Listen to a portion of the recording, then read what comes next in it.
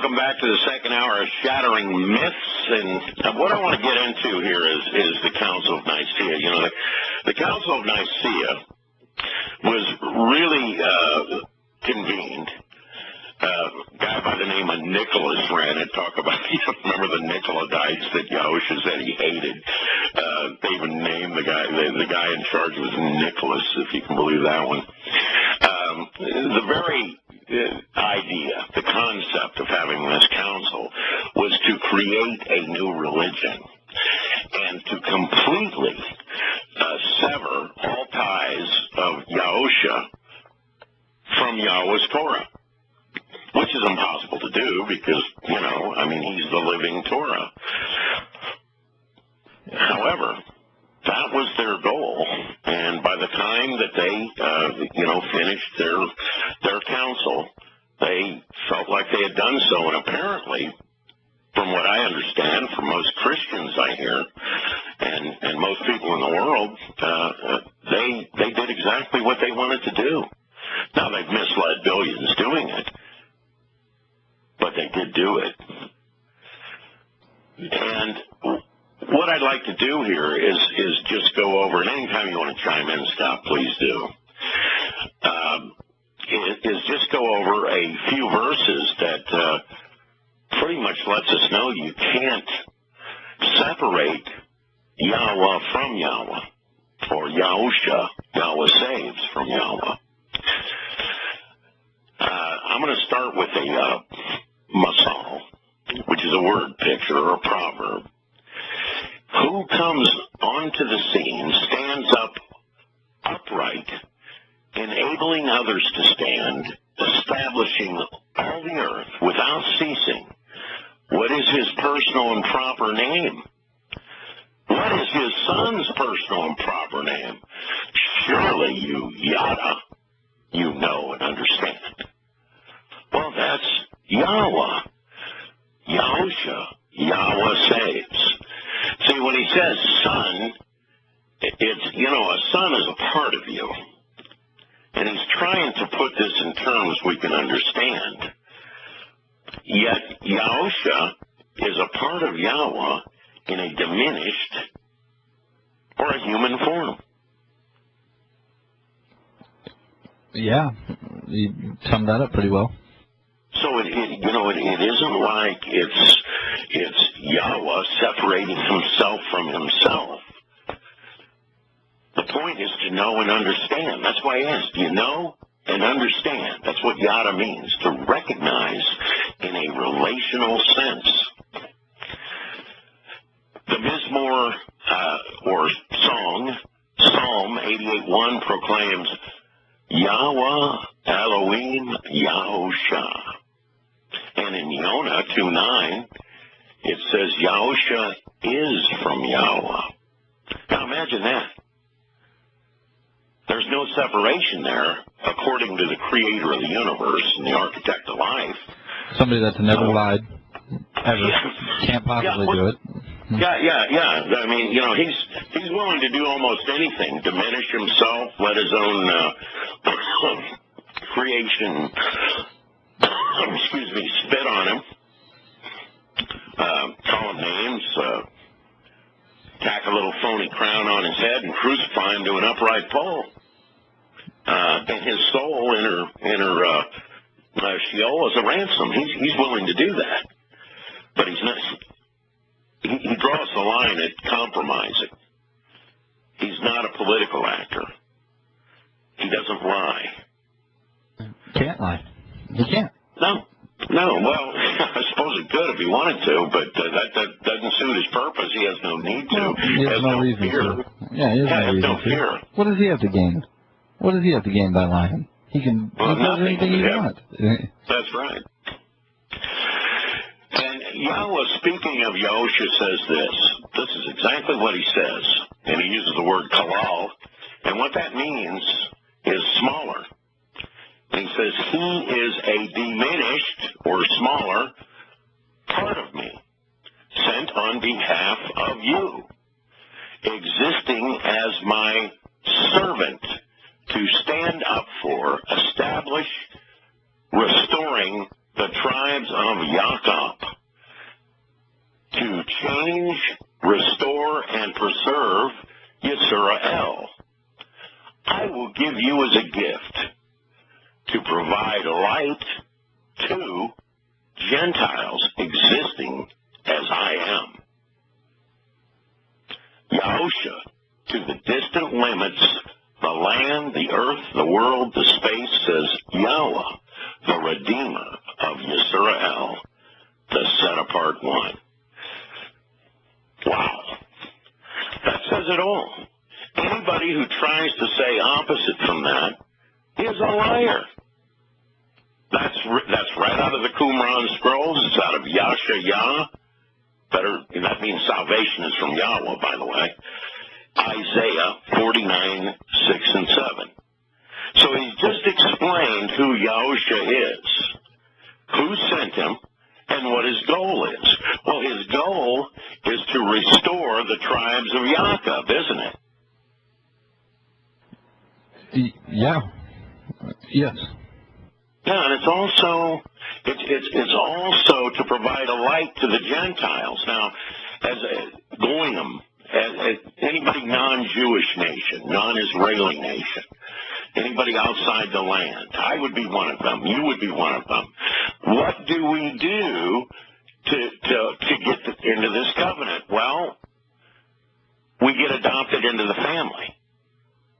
And he tells us how to do that, by the way, and I'm going to get to that. But Yahshua 51:6 also says, Yahusha was, is, and shall exist forever, and vindication shall not be abolished or destroyed.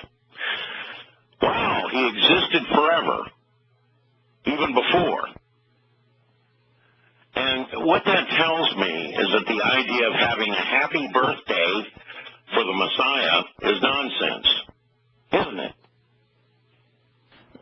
Yeah. Yeah. He doesn't have a birthday. He lived outside the flow of time. He existed as the Word and came into existence in human form because of the Word. And what was that Word? Well, it was the Torah.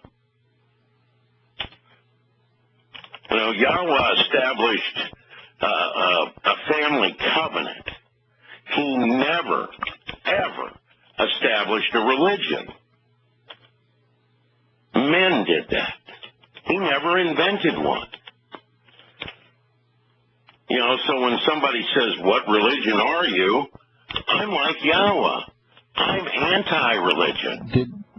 Did Adam have a religion? The very first human that he created, did he have a religion? No.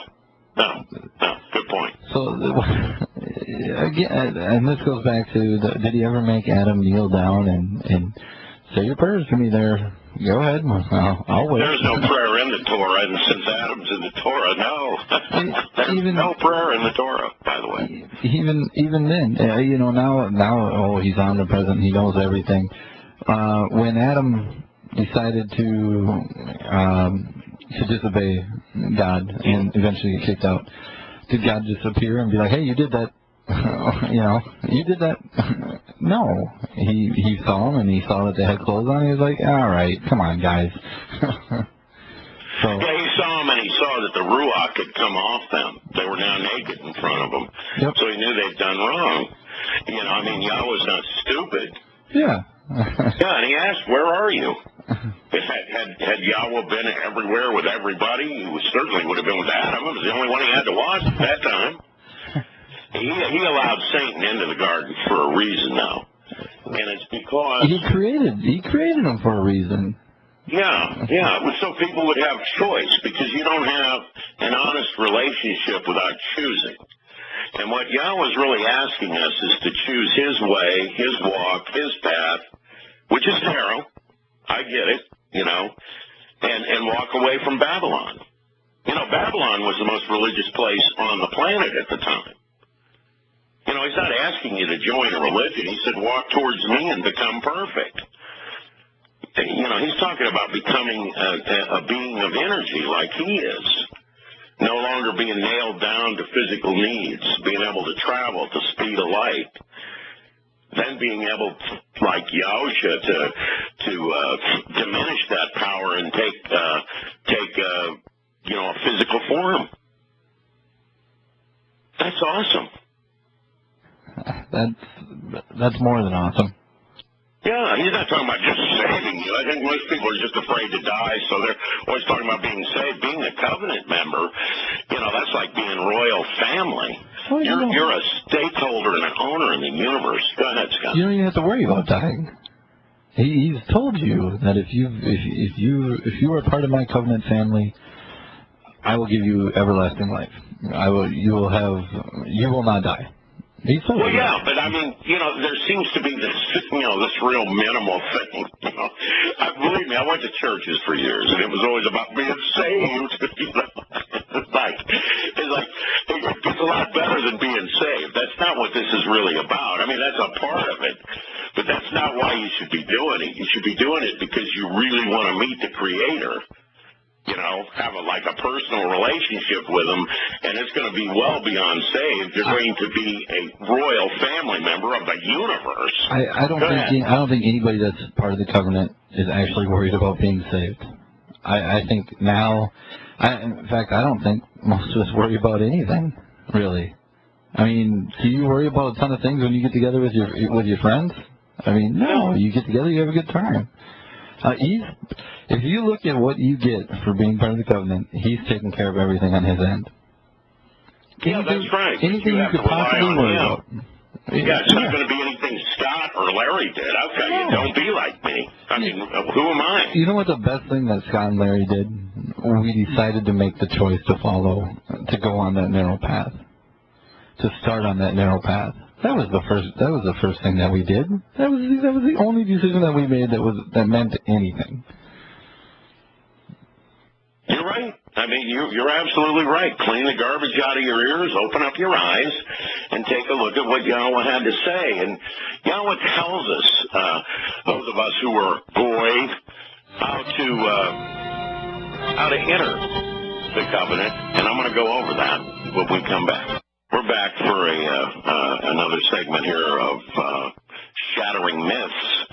One of the things I want to point out, and this is something I hear, a lot of people misquote Yahowah, that those who believe shall not die. Well, you have to look at the context of everything Yahowah was said, and, there's no question that Yahowah was the most butchered of all the texts. We know that because of the texts we have that are pre-Constantine. They don't read the same. They never read the same. Yahowah is always talking about observing the Torah and crediting the Torah for life and crediting the Torah for the covenant and everything else. And they take one little thing, he that believeth, shall not perish. Well, let's just copy edited in there. He didn't say that. He's talking, you have to be adopted into the covenant because the family is, the covenant is a Bereath covenant. It's based on Be'eth, which means home and family. So how do you do that? And who really did Yahusha take this beating for? He tells us right in Yahowah, for indeed he was cut off and separated away from the land of the living, and this is right out of the Qumran scrolls, because of the revolt of my family, to whom every stroke was due. So, he was taking the beating for the family. And to be a part of the covenant means to be a part of the family. And we have to be adopted into the family. Wouldn't you agree? You can't just say, hey, I'm family. You've got to be adopted into the family. There's got to be a way to do that. Am I right? Seems right to me. You seem to be right to me, yeah. Yeah, well, in Yahowah 56, 6 and 7, this is exactly what Yahowah says. Children from foreign nations. Now, I'm imagining most of us listening to this show are from foreign nations, so this is where our ears should really perk up. Who form a relationship with Yahowah, serving him. Well, how do we serve him? Well, we share his words. We share his Torah. We share his plan. That's all we can really do. He's not asking much out of me and you, but he would like us to serve with him. And further, it says, and loving Yahweh's personal and proper name, who carefully observe and respect the Sabbath, and do not treat it with contempt. Those who are passionate about and are empowered by my religion? No. My religious institution? No. My religious books? No. My familial covenant relationship, Berith, based on Baeth. These I will bring to my set-apart mountain, rejoicing in my home and tabernacle of intercession. Their offerings will rise up and be accepted, because my household shall be called a house of intercession for all people. Okay, so there we are. That's how we're adopted into the covenant. We're passionate about the familial covenant relationship. One of my passions is always making sure there's no religion involved, because Yahweh despises religion. And it says, these people love his name. I've come to count on his name. I see when people write Yahowah and Yahowah and all this nonsense, because they get it from rabbinic vowel pointing, a system that did not exist until the rabbis purposely corrupted a language in order to hide his name. We know Yahweh's name. We know the first part's Yah. We know the second part's not way, but Wah, because in Paleo Hebrew, when you see a Wah and a Hey, they go off as an Ah, like Nasama or like Chawah. Adam's wife, her name was Chawah. It means life giver as a name. As a noun, it means make a declaration. Another name with a meaning to it? That's weird. Yeah, like Taruah. That would be another one. The fifth of the 7 Moed Mikra, the next one that will be fulfilled. It's always good for us to remind people why he fulfilled the first Moed Mikra and left the last 3 to be fulfilled at the very end. And that's because the first 4 get us to Yahweh right now. We're back for another segment here of Shattering Myths. I'm Larry, and I'm on with Scott, who's co-hosting the show today, and he's the producer, by the way, of Shattering Myths for Yahowah. And we were just going over how it is children from foreign nations are viewed as familial as family covenant members. And, Yahweh tells us how. In Yashayah, corrupted to Isaiah today, and Yasha, of course, means salvation, and Yahweh's, is the Creator's name. Salvation is from Yahweh. Here's what his name means. And he says, those who form a relationship with Yahweh, serving him and loving Yahweh's personal and proper name. I was saying I've come to rely on it, and there's a lot of reasons why. You'll find that the religious will practically take Yah out of everything.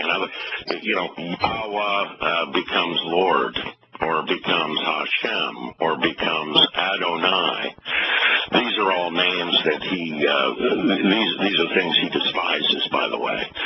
And when we call somebody anti-Semitic, we're actually saying Sem is from Shem, name. I'm very pro-Semitic because I'm very pro-Yahweh's name. Yahweh writes in a word picture called Proverbs today, 39, he says, don't let me say who is Yahweh, lest I be Yarash, which is disinherited. And then he says, caught in the act and arrested and incarcerated for removing without permission and carrying away by stealth the personal and proper name of my Elohim. Elohim is plural of El, so it means mighty ones. The mighty ones would be Yahweh and all his manifestations, whether it would be the mother, spirit, which the Ruach Kodesh is always written in the feminine, or whether it would be the son, Yahusha. They're all part of Yahowah. That's why it's in the plural there. So, when he's saying taking away, he's saying, you're going to be disinherited. Now, if you're disinherited from the covenant, what happens to you, Scott? Do you know? If you're disinherited from the covenant? Yeah. Torah, he doesn't know. What are you asking here? Well, that means you die. I was gonna say, are you asking me if he's banished? If you can't be separated from him, or if you just die? Those are the only two. Just die. I mean, that's those what are the only two disinherited options. Those are the words he uses. He doesn't say condemned to hell. It's almost laughable that somebody would come up with a place called hell that was full of flames. Muhammad thought that too. And the reason, Dante liked that, that was his depiction of hell. But, Yahowah talks about himself, he most closely associates himself with illumination and light, doesn't he? And Sheol, or the abyss, or the pit, is defined as, the absence of Yahweh's spirit, so there is no light in there. There's no light. There was only darkness and light, and he separated them, didn't he?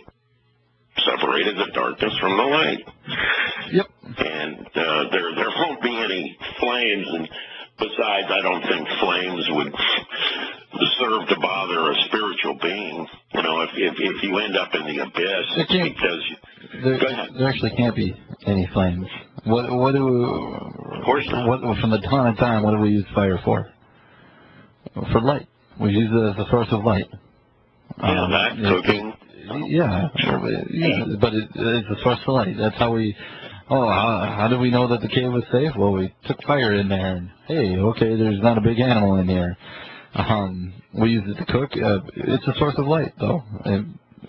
Right, and Yahweh is the light, isn't he? I mean, he says so. So there can't possibly be fire in there. By the way, he created light, and when he created light and it took hold, that's when time developed. There's all kinds of light-time scholars, and that's where we know about general relativity and special relativity and things like that. They exist outside the normal flow of time, and so once you hit the abyss, you're outside the normal flow of time, but you're in darkness. There is no light. There is no light, and flames would produce light so that there isn't any. Yahweh goes on in Yahshua 52:6, and he says, those who rule over them, meaning my children, are deluded, says Yahweh. Every day without ceasing they despise, they spurn, and reject my name. So therefore, my family shall know my name. I do know his name. Not only is it written 7,000 times alone in covenant writing, but it's also in a contracted form in many, many, many, many other names. It was Mount Moriah, meaning respect and revere Yah, a long time before it was Mount Moriah. And it was Zachariah, which means remember Yah, before it was Zechariah. It was Yashayahu, meaning salvation is from Yahweh, a long time before it was Isaiah. It was Joab before it was Joab, wasn't it? And on it goes. So, Yahweh shared his name not just 7,000 times, but he inculcated it. Anybody that's ever said hallelujah, which means radiate Yahweh's light, knows that it's Yah. Hayah, which means existence in Paleo-Hebrew, is the very basis of Yahweh's name. He exists. And, we know now that a photon of light, as it's floating out there in the galaxy, it exists really apart from time as we know it. The past, present, and the future all exist at the same time. That's why when Yahweh lays out a prophecy, it always happens. He's already seen it. That's why he said any prophet, that lays down a prophecy and is wrong, he's not a prophet. You know, when Yahweh describes something that's going to happen, it's not because he's guessing. It's not a Vulcan mind meld. It's science. Pretty He's sure already it says seen that it. if you're gonna prophesize, you got to be 100% accurate. You can't be wrong. Yeah, right. He would never be wrong. He's already seen it. Yeah. And as far as I've seen, I've never seen the Torah wrong. I haven't found anything in the Torah that's wrong yet. No. I mean, there's so many things, you know, whether it's, I've had this discussion with Yada before. You know, I grew up basically in an atheist household. But I always thought there was something wrong with atheism because I don't believe in magic. I mean, that's your other option. A lot has to go right for everything to happen the way it is. Well, it's impossible. Yeah. You know, now that we know DNA is an actual language, it's just, I mean, there's no language that's ever been invented that wasn't constructed by somebody. And especially when you're talking about a language that has more than one dimension to it, like DNA. I mean, to not have an author, it would be wildly insane. Couldn't happen. But, in Malachi, I think it's called Malachi today, it just means messenger. Yahweh is, discussing Yahushua, and he says, the trustworthy and reliable Torah will exist in his mouth.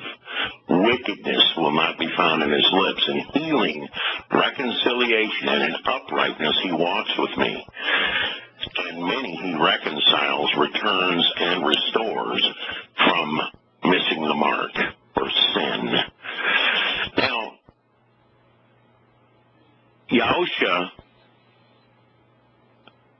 every time he spoke, according to Yahweh, and he couldn't be the Messiah if it wasn't true, because this is a prophecy about him, since we're talking about prophecies always being correct, he opens that right up saying the trustworthy and reliable what?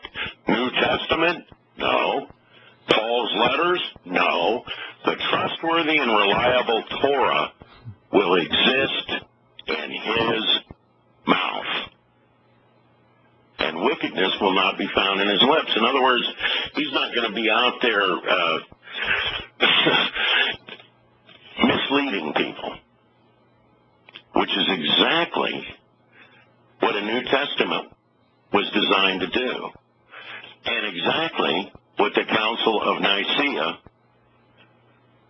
was designed to facilitate.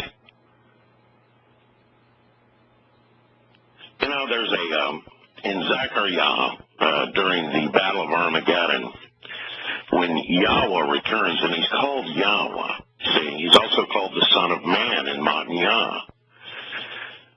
But he says his one and only true name is Yahweh. In Zechariah 12:10, and this is out of Qumran scrolls, so it's extant, it's the oldest there is.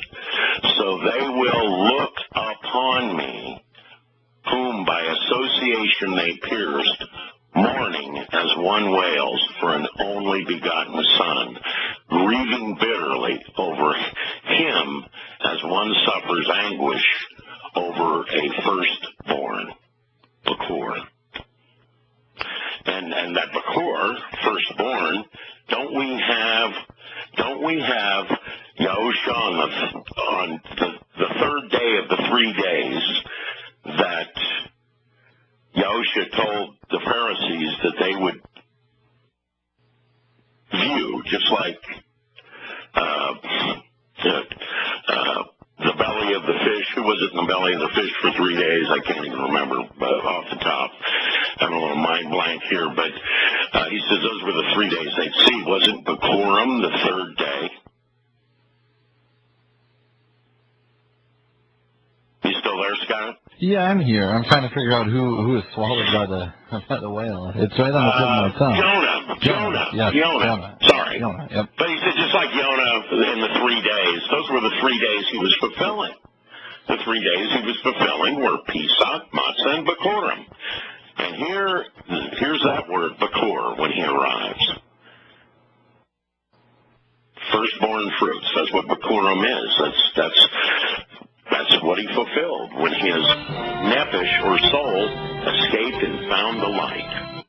And we're back for another segment after me stumbling around on that last one, but I do want to finish this thought, because when Yahowah returns, he says, I will return and harvest this 1/3 in the fire. I'll refine them as one does silver and test them as one does gold, and they'll summon my personal and proper name, and I will answer them.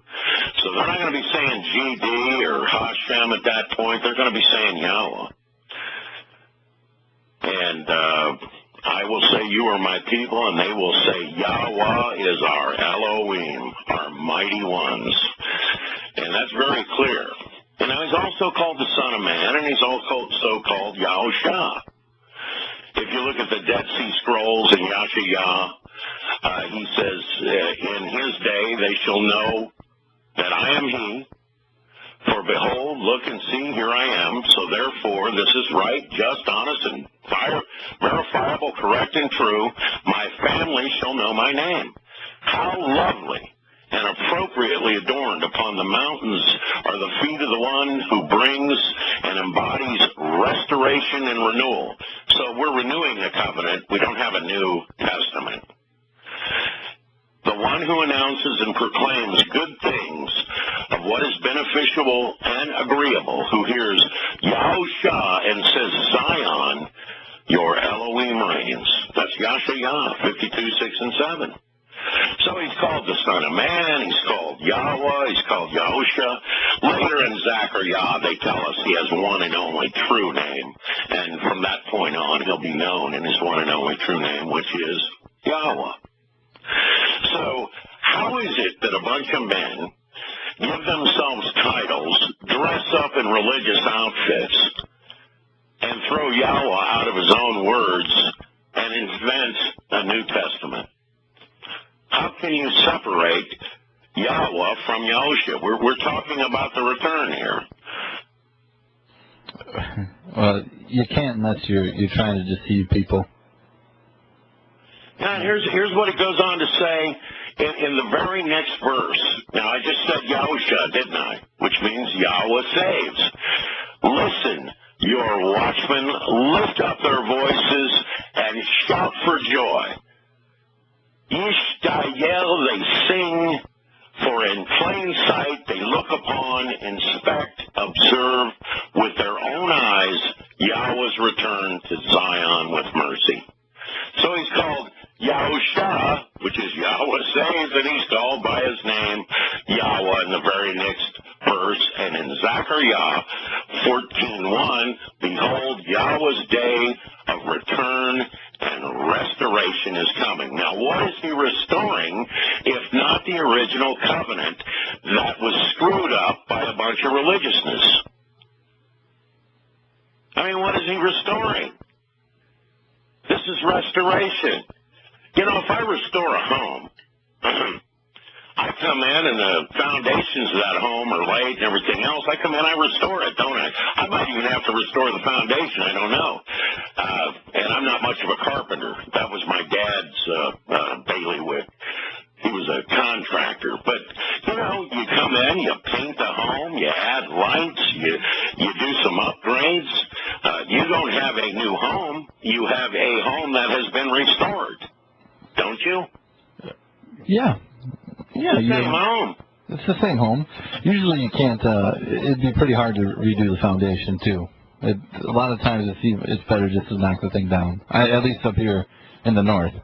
So. Yeah, that may be. I don't know, but I've seen where foundations have to be rebuilt. I've seen that.